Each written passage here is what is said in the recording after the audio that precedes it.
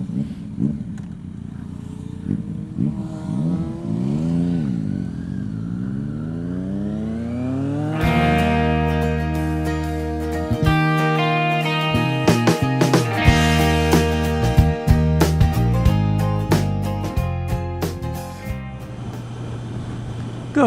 morning everybody, Calm Biker here. What a lovely morning. Taking the new bike out for a spin, off to a meeting. And I've got absolutely no topic at all. So I'm just riding. So this probably won't become a vlog.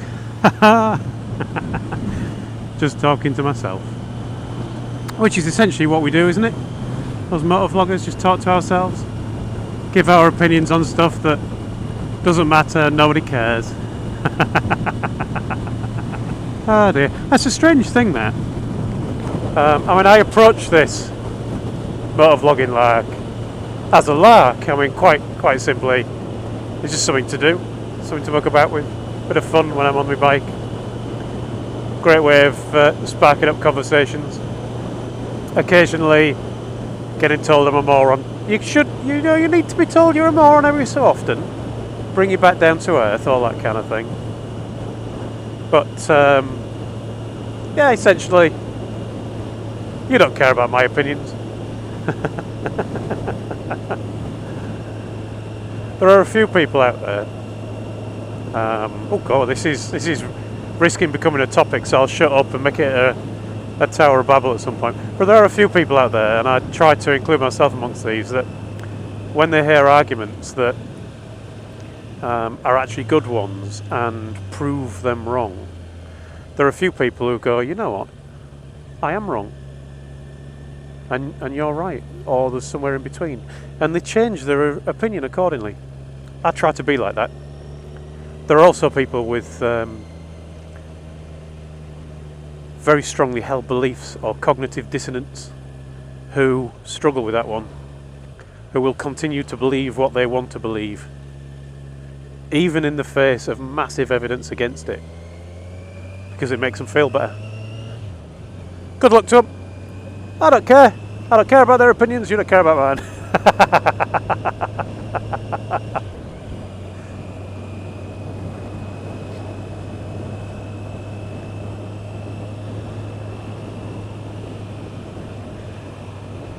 Can't do much slaloming on those arrows. Yeah, left and right. Oh, and I've run out of arrows. Only one more arrow left. Oh, on the motorway on the other day. Well, big air road anyway. It had the chevrons on. Those chevrons where you get a big sign. It says, "Make sure you stay 2 chevrons back from the car in front." I never know whether it means 2 chevrons or 2 chevrons and gaps. Because if you're only 2 chevrons back, as soon as you move forwards a bit, you're over your chevron, and now you're only 1 chevron back. However, chevrons apart, I was behind Kev, the infamous biker, and he was watching me in his mirrors, and he says he didn't know what I was up to, but I was just doing the old chevron slalom. Oh yeah. He thought it was something to do with running in the bike, I think. Can't beat a chevron slalom. I mean, you could probably do it on this white line, but maybe on a 125. Not so much on this one if you want every gap. Hello, Mr. Motorcycler. Is that a bandit? He's got little cases on, the soft cases.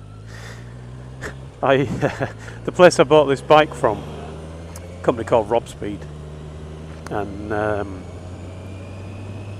they like to put a picture up whenever somebody buys a bike. They say, well, would you mind if I take a photo of you with it and put it on Facebook? And I said, well, not a problem, but would you mind waiting a day or two before you put it up? Because not everybody knows what bike I'm getting yet, so I'd rather tell people myself, because I know some of the people who kind of, keep track of me on the YouTube will also keep track of Rob Speed on the Facebook. So they said, all right. Anyway, a day or so later, they put up this picture of me grinning like a Cheshire cat with this bike, and the sales guy, Chris, who sold me the bike.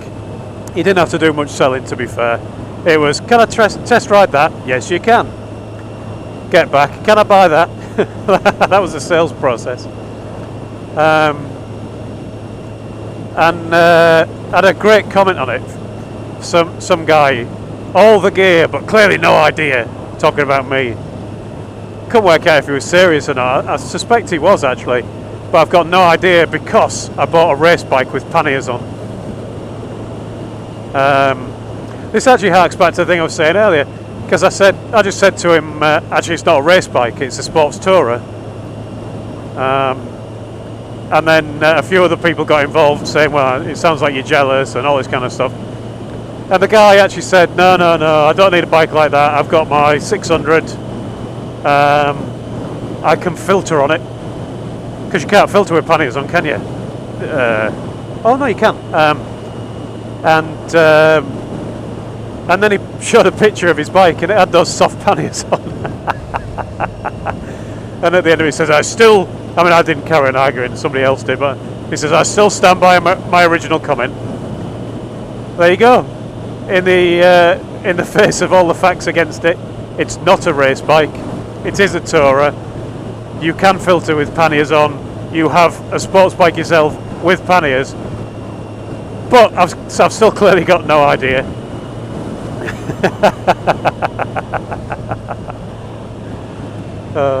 You can probably tell by all the laughing I'm doing on this that I am in a happy mood. This bike is awesome. Love this bike. He's got his triangle out. I think I'm supposed to go 100 metres back. If I came across that triangle at that point and then looked for the vehicle, I think I might have gone past it. Or rather into it. I was looking for the rules for going abroad. You've got to take that little triangle to France now, haven't you? Does that apply on a bike or is that just in a car? And on a bike you've got to have little shiny reflective stickers on your helmet. And you've got to carry a breath tester with you. Now is it me, or if you're carrying the breath tester is not, you're in France and it's got to have a certain aroma. Oh, I'm so naughty. The breath test is whether you've had too much alcohol or not, and you've got to carry two around with you apparently, because a policeman can ask you to use one to prove that you're not drunk. Well, do you think that might actually encourage people just to drink a little bit and then sit there using breath test machines until they were just under the limit and then get back in the cars? Don't know. Apparently drunk driving is going up in this country. There's a lot of it. Although how you tell, because drunk drivers and people on the phone look about the same, don't they? Took this into Rob Speed yesterday actually for its first service, the 600 miles. I'd done a little bit more than that with my weekend in Wales, about 640, but he said that's fine, not a problem. Forgot to take my book into stamp, which is a bit irritating, so I'm going to have to take that in another day. I don't know why I always do that. I always forget to take the book. But they let me a Z1000, the naked version. What a machine! I didn't do a vlog on it because it basically rained all the time and it was a bit miserable. But blimey, what a machine! I just can't weigh it up. It's got the same engine. It's got slightly different gearing on the final drive. The actual gears are the same, but the sprockets are geared slightly lower for more acceleration. Because I guess there's not a lot of point in having a naked bike with a top end of over 160. To be fair, there's probably not a lot of point in this country in having a third bike with a top end of over 160. But on a naked bike, you'd have to be Schwarzenegger to be hanging on, wouldn't you? Put me in a weird position that I'm thinking, I want one of them now.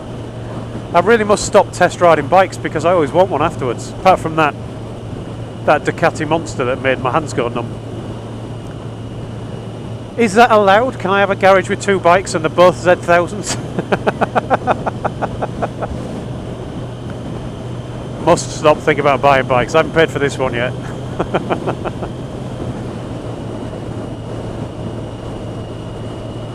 Oh yeah, straight lining for speed.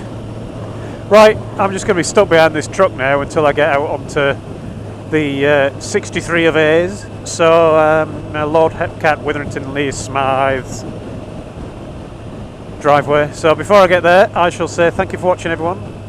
Thank you for putting up with this inane drivel. Ride safe. I'll talk to you all again soon.